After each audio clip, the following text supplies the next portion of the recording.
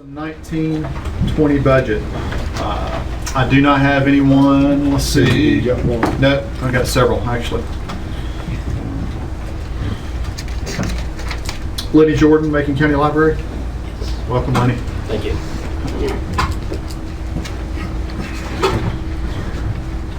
Good evening, and thanks, Chairman Tate, for allowing me to speak, and the rest of the commissioners for all that you do every day trying to make this county a better place. You appoint each of us to the library board to represent the people of Macon County. And I will tell you, I take that very seriously, as do, I believe, the rest of the board members, that we are there to represent the people and to do the best we can for you as commissioners to execute that library the three libraries really in the county that we have. We sent each of you a letter back on, I want to say what day was it? It's in May 15th, I believe. And I've got this letter. You all may have it. I just want to leave that with you, and I'll let you pass those around. And in that, we basically just were asking you to consider a very modest increase for the library in your budget for 2019-2020. And previous to that, we had sent Town Manager Mr. Rowland a letter outlining kind of what we were asking for. And I've got a copy of that. I'll leave that with you all as well. Then there's one for everyone. And basically what we asked for was $40,000. It doesn't sound like a lot to me. $40,000 given our county budget is a fairly small increase for the library. Subsequently, we learned that in the budget recommended by the county manager, there was not going to be an increase in funding to the library. And I do want to thank Commissioner Gillespie for pointing out the article in the newspaper on Friday said that you all had denied our request. That's not true because the budget isn't finalized. I wanted to make that clear. In our meeting, we were moving forward based on our planning of no budget increase and what we would have to do without that budget. I just want to put that $40,000 in context. Basically, we were asking for a 35-cent an hour increase for our employees. 35 cents is less than 2% increase for the year. It also included an increase in our health care, which went up 6%. I don't know what y'all's went up is the county. Mine went up more than 6% this past year. So 6% I thought was very good, and that the library had done a good job in holding the line on that increase. I think sometimes we get confused on the support that the county gives to the library in terms of a per capita basis. And County Manager Rowland has pointed out that you all support the library at a higher rate per capita than the adjoining counties, primarily Haywood, which would be comparable to ours. And that is true on a per capita basis. It's based on a population of 35,000. They base theirs on a population of 42,000. They actually fund the library, the Fontana Regional Library, and their libraries at a higher rate than we do, but not on a per capita basis. They just happen to have more people. The 35 cents I also want to point out is I'm not asking that for Fontana Regional. That's strictly for our employees here in the county, the residents and the folks that live in the county. So I want to make sure that's understood. We asked for a 4% increase. That was the bottom line. That's the $40,000.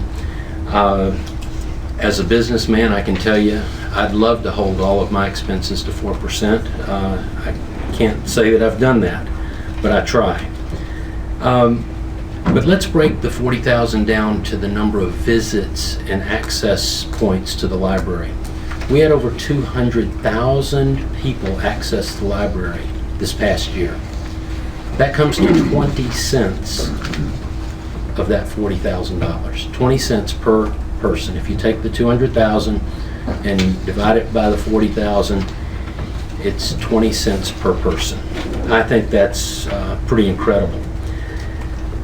So I'm making a last appeal to you to consider increasing the library funding.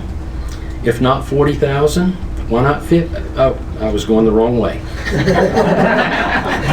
Let's go back. If not 40 something, I really feel like something is needed just to keep us level. And I'd ask that you do that. We're talking about all 3 libraries, and as you know, we're trying to do something out in Nantahala. We want that library to be a vibrant place, just as the Macon County Library is, just as the Highlands Library is. So I would ask for your consideration. Lastly, many of you may not know, and many of the public may not know, this is the 75th anniversary of the Library of Fontana Regional. And the Friends of the Library put this little card together, and some of you may have even received it. A bunch of them. Okay. It wasn't About meant... 30 of them. Okay, well, it was Our not... refrigerator looks like that.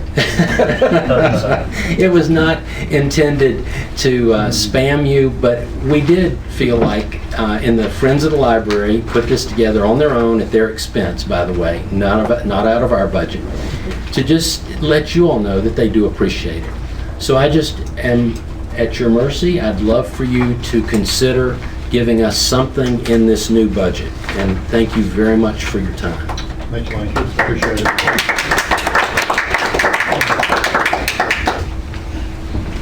Norrell Kirkland.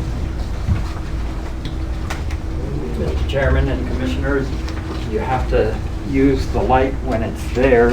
You pulled me out of the forest, so I apologize for my appearance. Boy, some things don't seem to change. I went to my first commissioner meeting in February of 2002. And you remember the name, Harold Corbin? He was chairman. And I came into this building and it was held on the top floor. And I didn't know which way to go. The halls were long. There were bars on some of them for the courtroom. But then I heard yelling and screaming and loud voices. And it turned out that Harold was holding a meeting mostly about zoning. And there were people standing in the hallway voicing their very strong feelings. They were very kind, and at that time I was dressed nicely and they stepped aside and let me in to get a seat. But I'm here tonight addressing the fact that there are some people in Macon County who have retired from the corporate world and possibly the U.S. government, but they have Army pensions or corporate retirement. They're able to handle any kind of increase in the budget. But the budget you have submitted to me, and as a senior, of course, I know I get that discount. Even so, it's an entire month's income that I have to pay. And I'm sure there's something like 2,000 or 3,000 of those of us in Macon County retired on just the Social Security. So I'm urging that as good and important as the dog park and the library and the student safety, I'm not so sure about $300,000 for an ambulance, but there are expenses that are certainly worthwhile and needed, and I support that, but we cannot go overboard and say, well, I earn $80,000 a year, it's not going to affect me if I have to pay another $100 in my real estate tax. Please keep us senior citizens in mind. Thank you. John DeVille. Thank you. Mr. Decker, no disrespect, if you don't mind. Put that right there for a second. I haven't taught class in 2 weeks, so I need a globe. I use that globe. Mr. Shields looked at that globe before we started tonight with curiosity, as Mr. Coggins did, because it's got the USSR on it. It's got East and West Germany on it. My students in 1988 gave me that globe. And I don't use it for geography anymore, but I use it to make a point in class. And I ask the students, well, do you want to go into space? Well, yeah, I want to go into space. Well, the good news is that you're already on a spaceship. And it's one connected spaceship. And that's a foundation for a lot of my teaching. And I'll end with the globe. Just some observations on this year's budget process. When we started, public schools, public education, County Manager Mr. Rowland benchmarked us. I appreciate that. I welcome that. I would like to see all the departments benchmarked next year. So we've got an apples to apples across the board comparison, and I'd also like to see us maybe look at some counties that have top programs in the various departments and just take a look at those. And I'm sure that maybe that goes on during the year. We just don't, because I don't come to every meeting, focus primarily on the budget, that I'm missing some of that. But I'd love to see that happen. To give you some, again, you wouldn't have your official DeVille visit if you didn't have numbers. So I'll let you pass those away. I think I've got enough here for the press that I'll hand out in a second. So just some numbers here on public education. And what you see there in the first column is where we were in 2008, 2009, and then where we were this fiscal year that ends at the end of this month. And you can see there in red what the deficits are. I point that out so we have an understanding as a board, as a county, as a state, as to where we really are in public education. And then I would ask you that you flip that over and look at the bar graph on the back that's in blue. And what you'll notice on the bar graph is that we're still 7% behind in nominal dollars compared to where we were in 2008. I've noted on the bottom there that we have gone from 37th to 29th in teacher pay, but a lot of that has come from local supplements, from the counties kicking in across the state. And I would also argue to you that one of the reasons that we moved from 37th to 29th is that we've cannibalized the rest of the budget. We've cannibalized teacher assistants, we've cannibalized textbooks, we've cannibalized school supplies. So we've got the talking point in the state now that we have made great strides in teacher pay, and we're appreciative of that. But I can tell you that every single classroom teacher also values, and very often values more, the tools that he or she needs to deliver an excellent lesson. I would point out to you also that we remain 39th in per pupil funding. That's a recent number, and some of the numbers will be as low as 42. So while we've elevated pay, we are still lagging far behind the rest of the country, and that's important to you all because county commissions across the state are continually being asked to kick in. Wake County just last week added $45 million to their current operating expense budget. They're raising their millage rate 6 cents, and that was, I think, was on a 6-to-1 vote. So pull your attention to that one. We made the plea to fully fund teacher assistants so that all Macon K-3 classrooms could have a full-time teacher assistant. You all gave us a lot this time. You've given us the money for early college to keep it going. You've given us the money for our STEM coordinator. It appears that you're going to give us the money for 2 new STEM positions and $120,000, $140,000 to maintain our baseline services. And we are truly appreciative and grateful for all that. We'd like to have those assistants too, and I hope that we can revisit, as Mr. Rowland had pointed out in an earlier meeting, that we can revisit that topic in the fall after the state has finalized its budget. One way to look at it as a teacher assistant is classroom security. There's more to school and class security than chain link fence and SROs. Having that second body in a classroom of 5, 6, 7-year-olds, 8-year-olds, I think is essential as well. We heard the very powerful and poignant words of teacher Angie Phillips. She was asked by the board if she had made overtures to Senator Davis and Representative Corbin to restore funding, and she immediately responded that she had. I encourage this board, as I've encouraged it on several times in the past, to consider a resolution. If we could get restoration of funding at 2008 levels, I think the county would be in a better position to focus more on brick and mortar responsibilities than personnel and supply, soft materials responsibilities. We're looking at possibly doing renovations to Macon Middle School, debt service of $1 million a year. If the state would kick us another $1 million a year, that would take care of that debt service. Finally, I call your attention to a set of figures. I apologize for the small print. The first one's there from the Public School Forum of North Carolina. And what it shows going across the board there in yellow is what our property value rank is, which is 8th. Our actual effort, which is 31st on per pupil. And then the actual effort once you have also filtered in the low wealth and small school funding, which I think is where the discrepancy was between the original benchmark and what Dr. Baldwin came back with, and that rank is at 59th.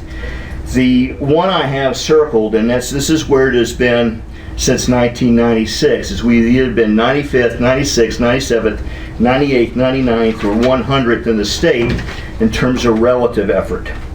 And I point that out just to point that out as a cluster of data points. So 95th in relative effort, and then the figure right beneath that, 17.7% poverty rate. Then I'll call your attention to what we have here on the back, which is 18 to 26% of folks in Macon County without health insurance. And then I think the number that's the most stunning, and that we are second in the state in income inequality. That's not wealth, that's income inequality. The top 1% making $765,000, and the bottom 99% have an average income of $28,700. That's pretty staggering to me. And I put all those points together to throw that out there as a rhetorical question. Is there any connection between what we invest in the public sphere and where we end up with in terms of poverty and income inequality? I throw that out there as items for meditation. So I come back to the globe, which was given to me by my students in 1988. And I am concerned about what I see as a retreat from the public sphere, a retreat from the commons, to privatize what has been public for a century. I cannot indict this board as being part of that conspiracy. You all sit here in public service, and I think you all have provided tremendous services at every facet of what can be provided for. And I am mindful of the concerns that were just voiced here of balancing that millage rate and people who are on a fixed income, people who are land rich and cash poor, versus the demands of public safety, EMS, the library, and public education. Budgets, I think, like all things in life, have to be a product of a holistic approach. I think it's a balance of the head and the heart. I think it's a balance of the rational and within our capacity for compassion, our capacity for a vision to invest in our collective futures. I thank you for all the hard questions I've heard you all ask during these budget hearings. And I thank you for all the thought and time that you've put into it. It's not easy. I realize that. And I just want to close it going back to my globe here, the words of President Kennedy. In the final analysis, Our most common link is that we all inhabit this small planet. We all breathe the same air. We cherish our children's future, and we are all mortal. I thank you for your time. Thank you, John. All right, Ms. Molly Phillips, welcome.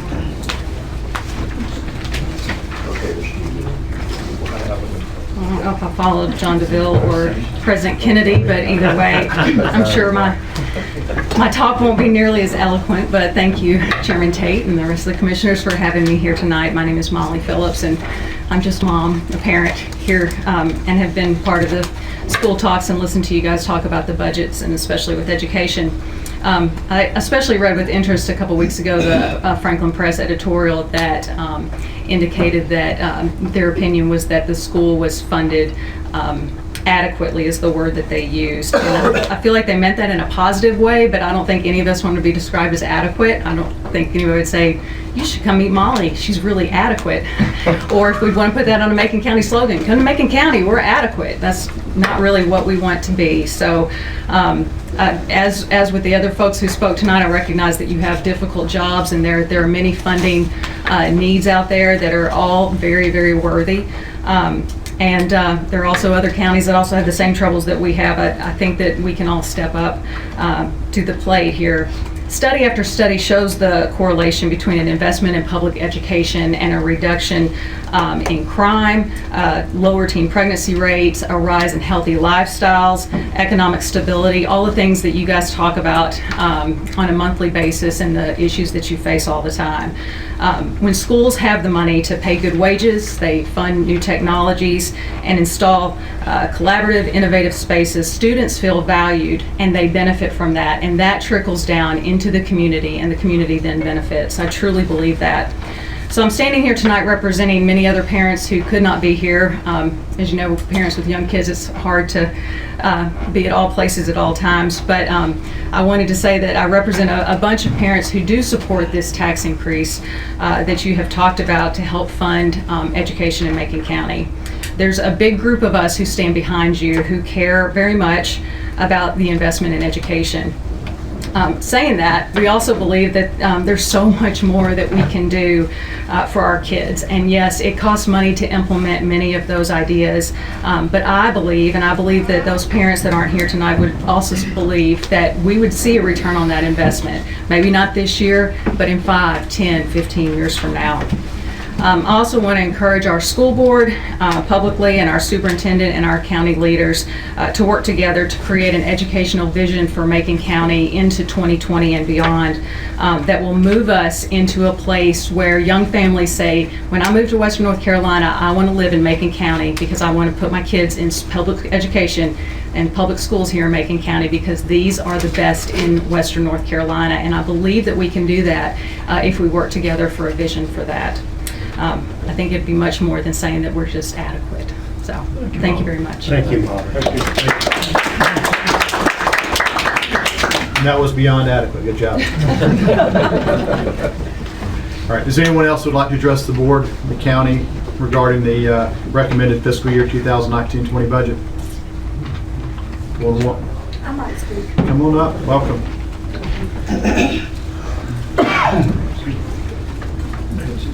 Thank you all. Your name for the record, please. Nancy Scott. Thank you. I'm an elderly person speaking in favor of our public education and our libraries. Yeah. Adequate isn't enough. Adequate is not enough. And yet these people produce more than adequate all the time. For our children in our public schools, our librarians, our library board, they make the most of what they have. And I just say we need to strive for excellence always in this county. We used to be so proud of that word, and we used it with our schools. And adequate doesn't do it. So I agree with Molly. We need to strive for excellence, and that requires funding. So I hope you'll consider the requests that were made and consider raising that up a little bit. And I do applaud you in raising the tax rate a little bit. I know that may be hard for some people, but we brag a lot about being the lowest tax rate. We need to brag about having the greatest schools. So, Amen. thank you. Thank you, Scott. Anyone else? Look good. Mr. Manager, per our last meeting, I think we had, the way I remember it being left is that we were going to let you give us a recommendation based upon what we had heard and feedback from the commissioners. And so it's your turn.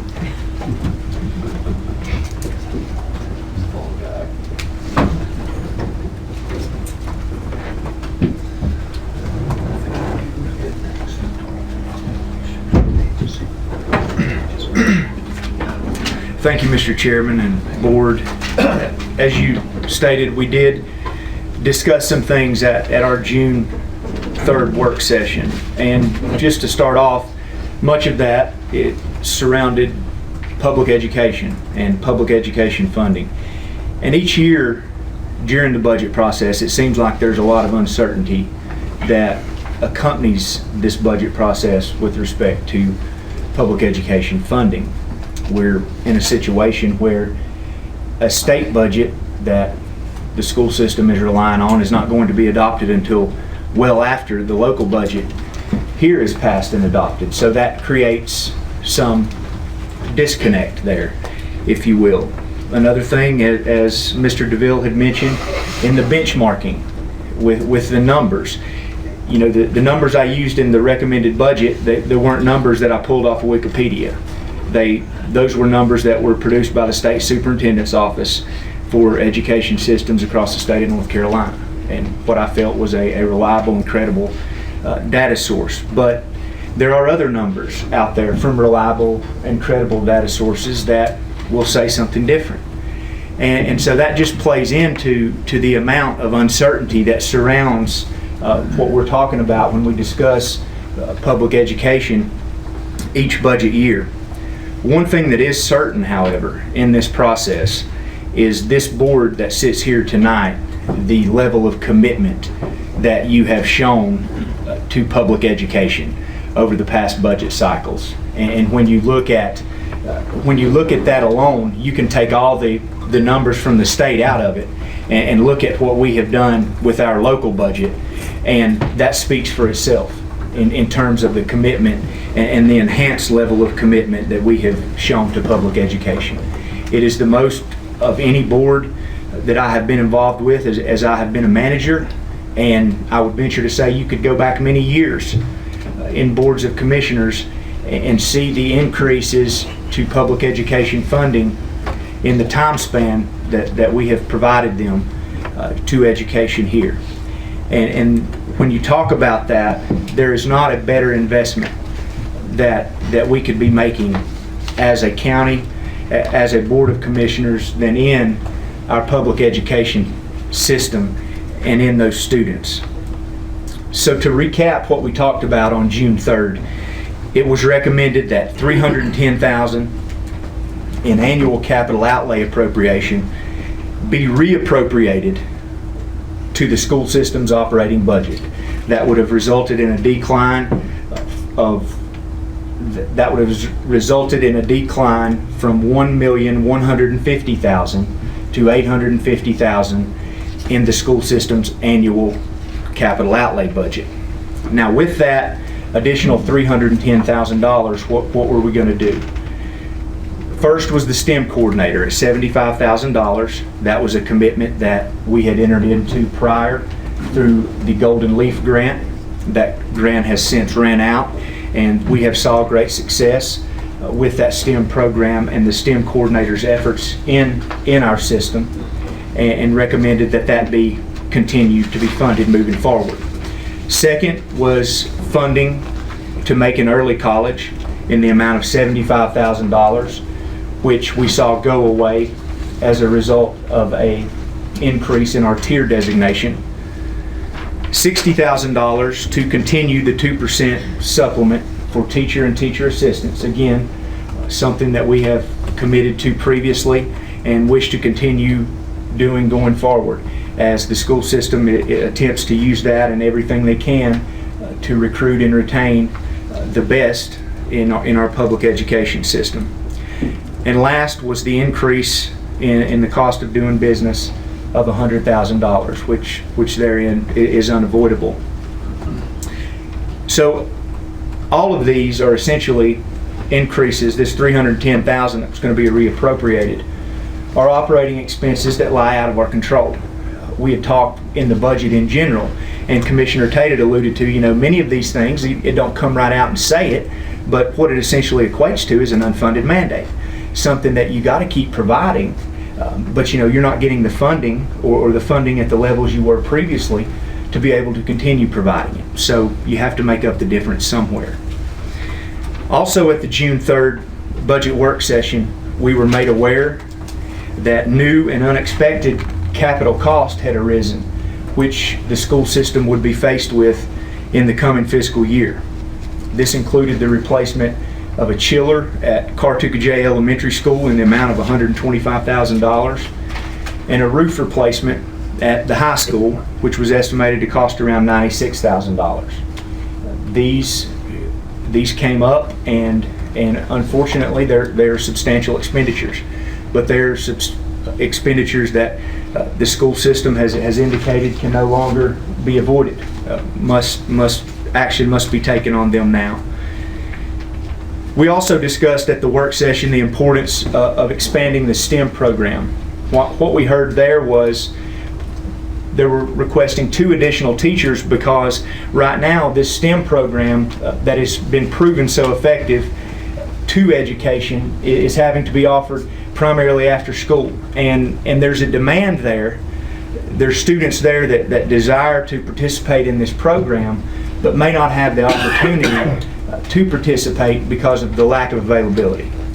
So what we have there is these 2 teachers will open that door and allow more students to enter into the science, technology, engineering, and math program, which is again becoming important not only to their future education but to their future careers as well. So that was spoken about at our work session and indicated from the school system to be a high priority for them in the coming fiscal year. So in light of this, as Commissioner Tate had alluded to, we went back to the drawing board and would like to present you with an option that is different from what was recommended on June 3rd, that will continue to embody the high level of commitment that we have placed on public education. And it will do that through a funding increase that essentially allows the public education system to take care of these unexpected needs that have arisen. There was some fear, I think, as Chairman Breedlove had alluded to at the last meeting, that these come up and we have a $614,000 technology refresh that we were expecting. Then this could really, with these new costs coming in, capital-wise, this could really have an impact on other things that we expected to have to take care of in the coming fiscal year. So in realizing that concern, I would now recommend to leave that capital flat at $1,150,000. That would again allow them to address the unexpected while continuing to fix and maintain what is expected moving forward. The STEM positions,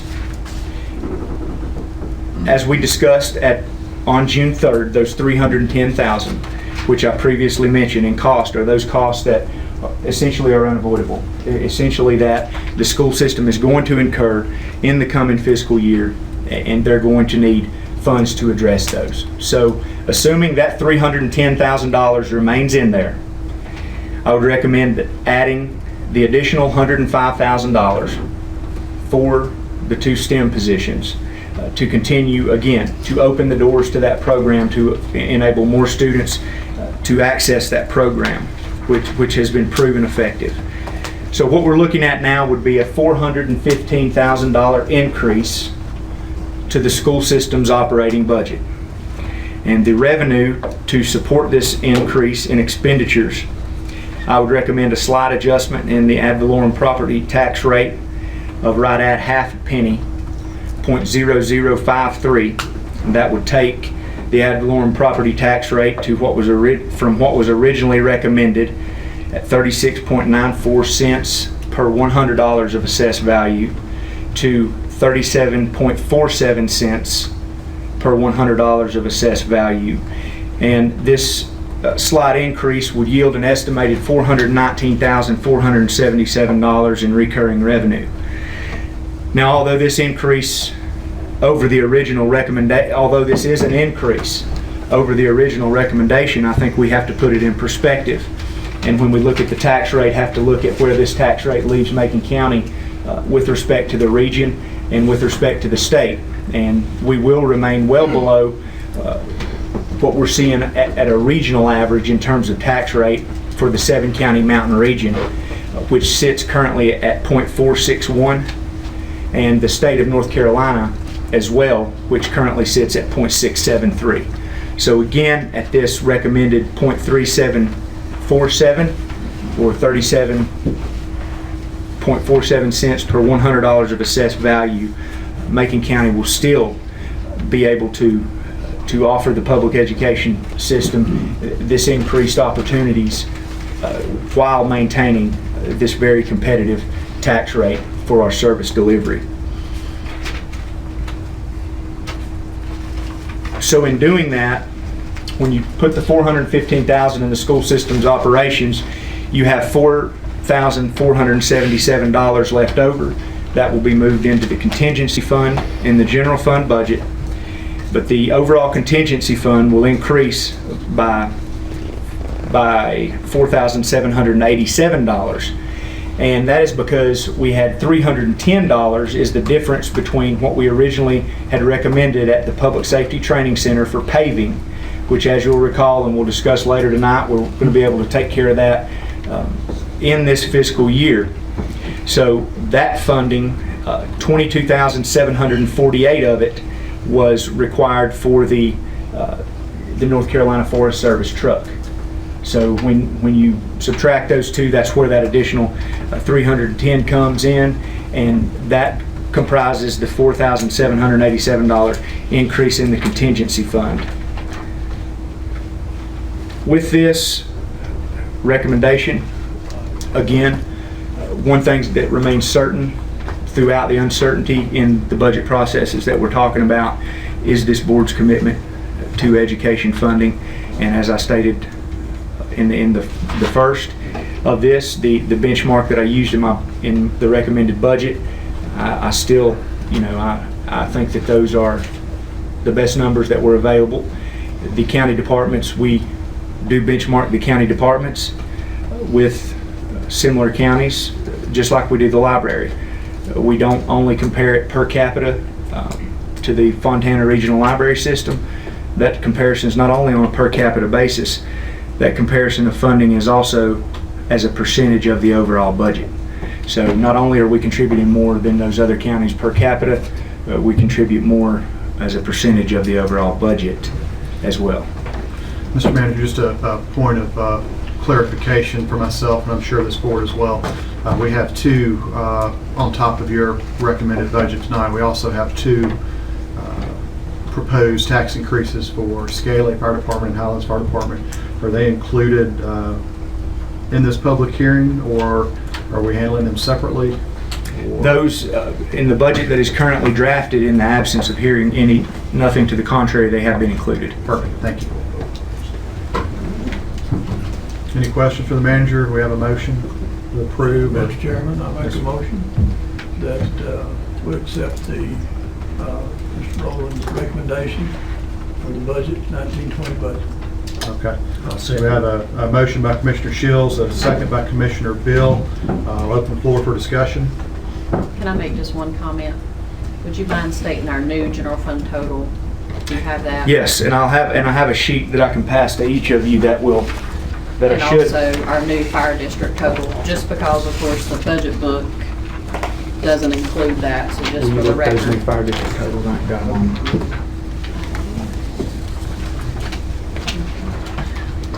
I mean, this is new to me tonight also.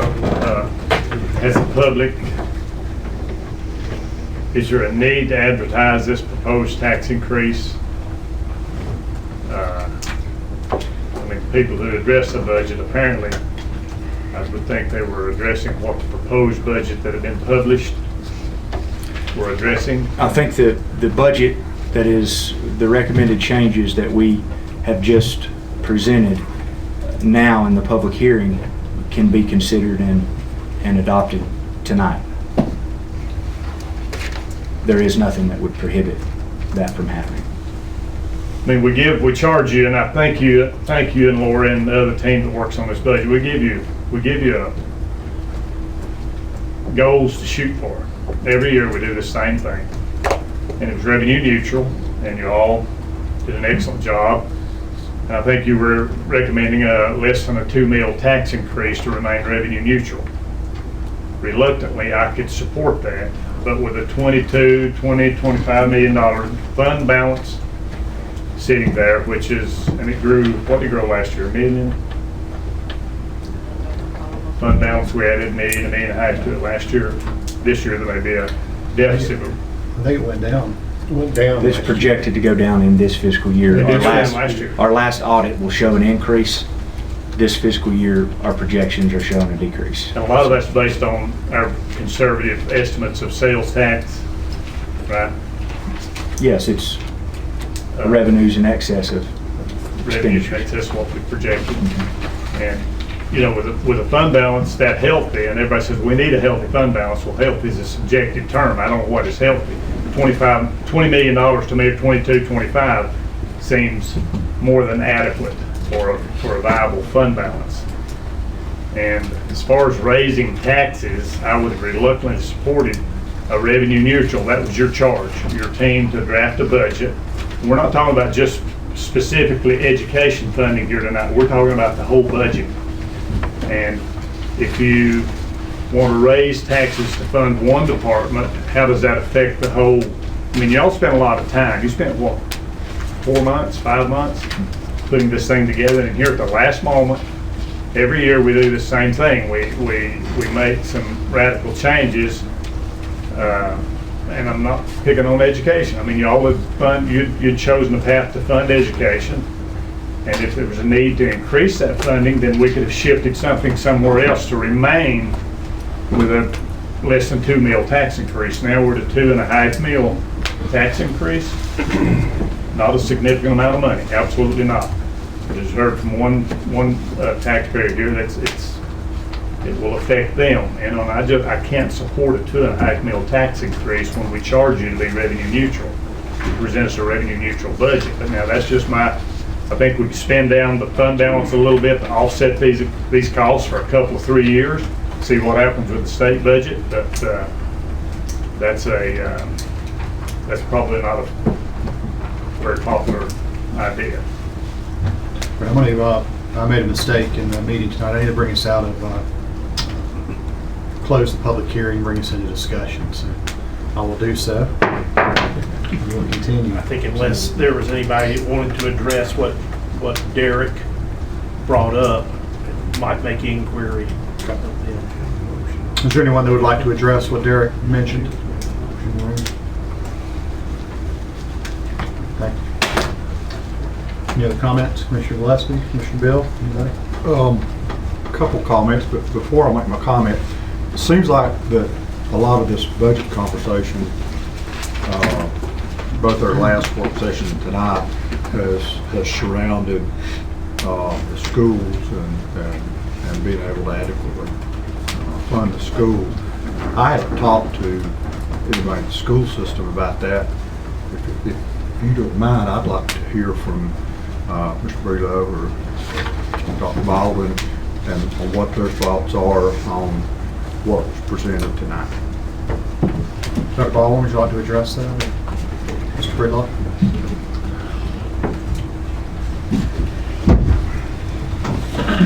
First of all, I'd just like to say that we're grateful, as always, for the support of the commissioners and for County Manager Rowland's attention and support of education.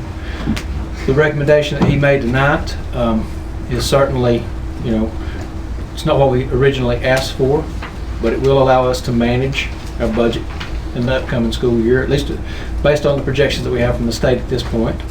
But it does go beyond allowing us to manage our current budget and our projected budget. It does allow us to expand, and that's the, since I've been superintendent, which is now 6 years, next year will be the 7th, that'll be the first time in 7 years that we've been able to actually expand what we're providing to school children in Macon County. That's something that I'm excited about. I believe that our board's excited about that. I know that our teachers and school administrators are. We're excited about being able to provide that opportunity to our students. We're also excited about the possibilities that provides to the future of Macon County. And we're committed as a school system, as a board, to school employees. We're committed to making the most of those dollars provided by Macon County taxpayers to do best for what's going on in the schools right now and for the future of Macon County. Are there any questions? I presume that this vote is much more palatable than last week's. Yes, sir. We're excited about the opportunity to expand and do more for our students. Also, probably not about losing your funds in your capital account. Absolutely. Thank you, Mr. Baldwin. Thank you. Thank you. Mr. Chairman, I see Ms. Love here. If she wanted to elaborate, she's the STEM coordinator for Macon County School. I see her back there. Really difficult for me to sit here and not jump up and down, sorry. But this is very exciting to me, and like Dr. Baldwin said, to expand our programming and provide opportunities for our students that we haven't been able to in the past. And my mind is just whirling of all the opportunities that we're going to be able to provide with these two positions if they're approved at Macon Middle School, Mountain View Intermediate School. So I hear the other people here as far as the burden of raising taxes, but I just want to say that I will do my best to make sure that those positions are rigorous and that they are providing for the citizens of Macon County and the EDC and developing our workforce. Thank you so much. Mr. Chairman, it's been my privilege to serve as school liaison for 14 years.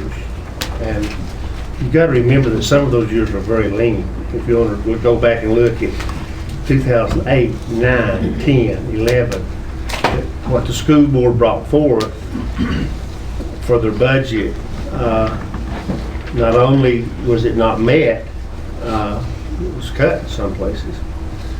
We did everything we could to where we wouldn't have to lay off teachers. Those of you who were around remember those days very well.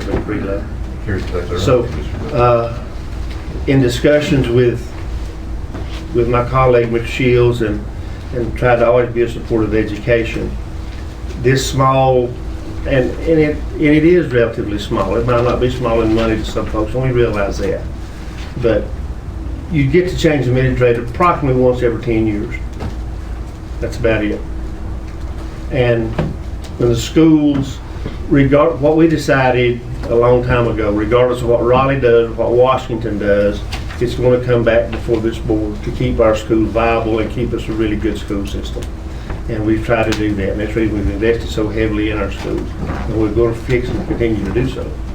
So I support this wholeheartedly for the school system. And I agree with Paul, some of it was last minute. Until Tracy told us last week about the chiller and the roof, we hadn't heard that. We had not heard that. I don't think he knew that till then. So things do happen, and so it's with pride that we can help the school system with this millage rate, Mr. Chairman. Commissioner Shields. I see Tony Jenkins back here, and we serve on the Business Advisory Council.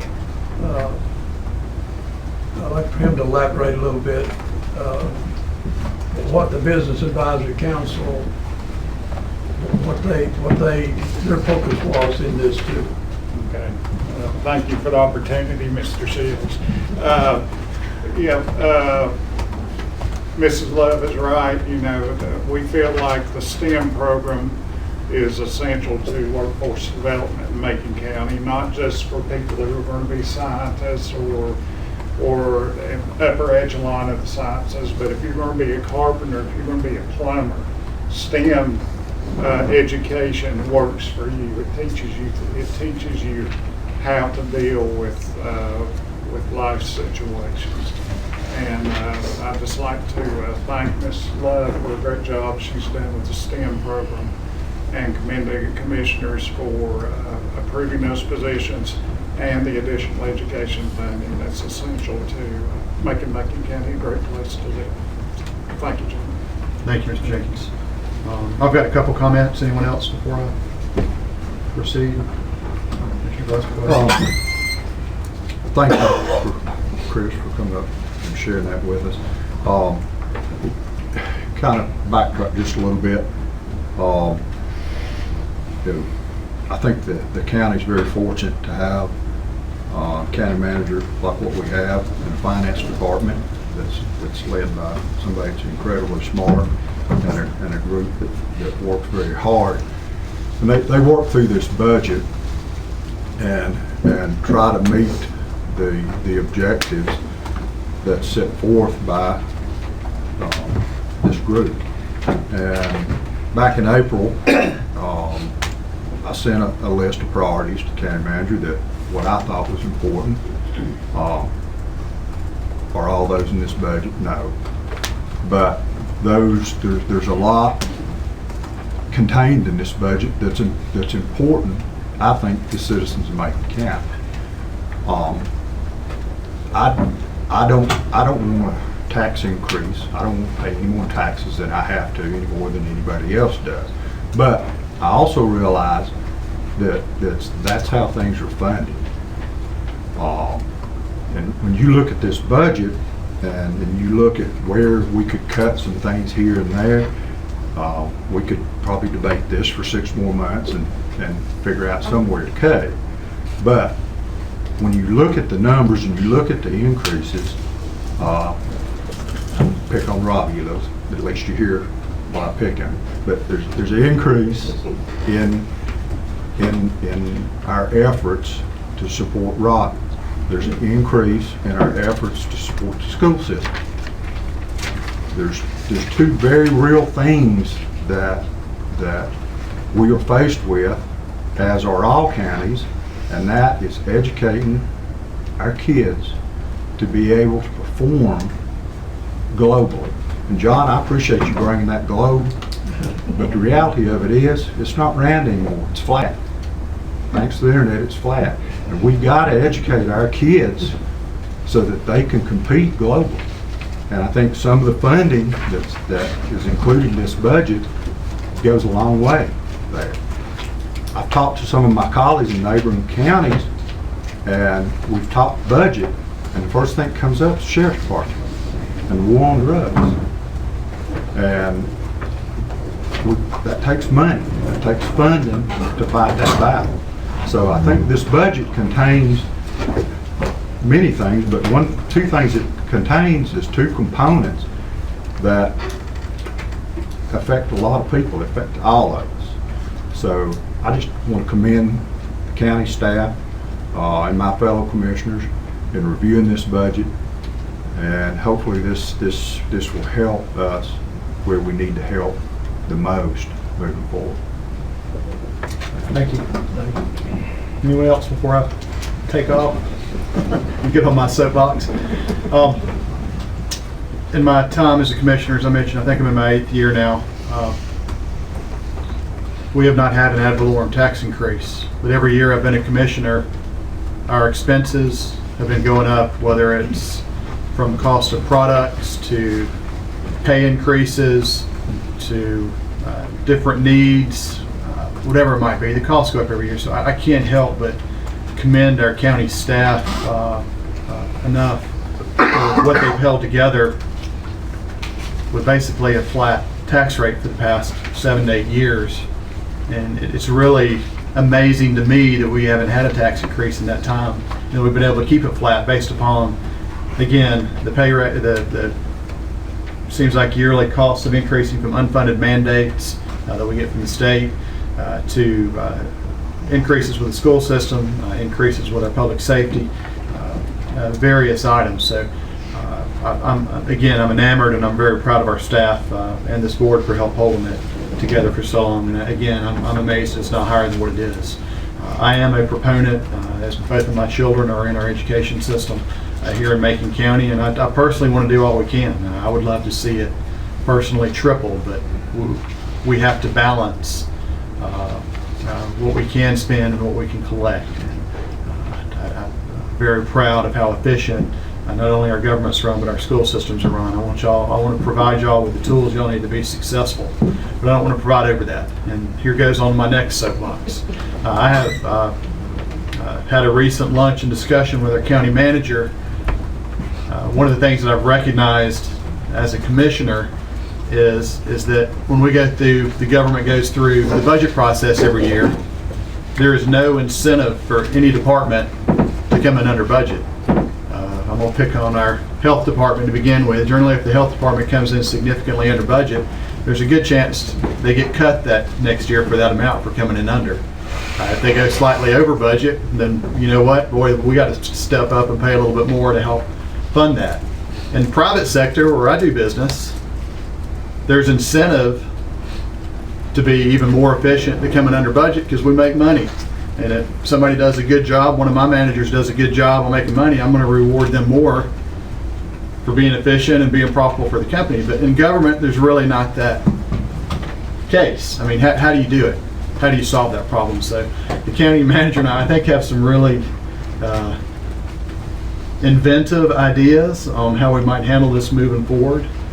And I'm looking forward to hopefully rolling these out in the upcoming year. I don't want to release too much, but I am in support of this budget tonight, and I'm even more excited about what we're going to be doing moving forward to incentivize our greatest asset in Macon County government, and that's our employees, to work harder, stronger, better, be proud of Macon County, and I hope we can lead y'all in that direction. I'm looking forward to rolling that out. So, anyway, with that being said, I'll call the question unless there's other comments.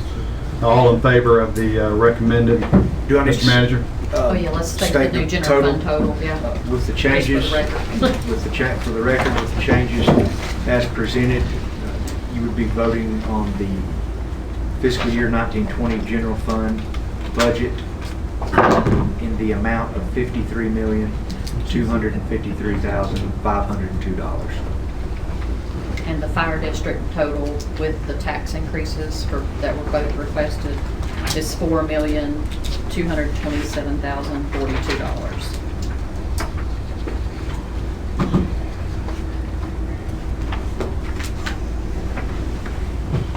All right. With that being said, all in favor of the recommended budget, please signify by saying aye. Aye. Opposed? Aye. I'll let the record state that Commissioner Higdon opposed, 4-1 vote. All right, moving on. Public, anybody would like to exit before we move on? Please. Thank you. Thank you. See you later. Did you get everything you needed? Yeah, I know. I think everybody's in. Yes, I'm sorry, I thought it was 10th. I should have got, I was going to thank y'all for doing everything. Yes. That's it. Do it. Finally did it.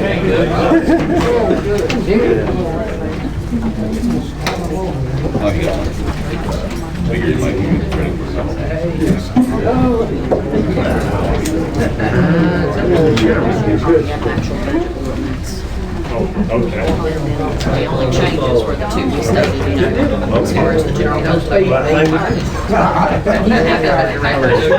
That's the only actual ordinance that we all approved.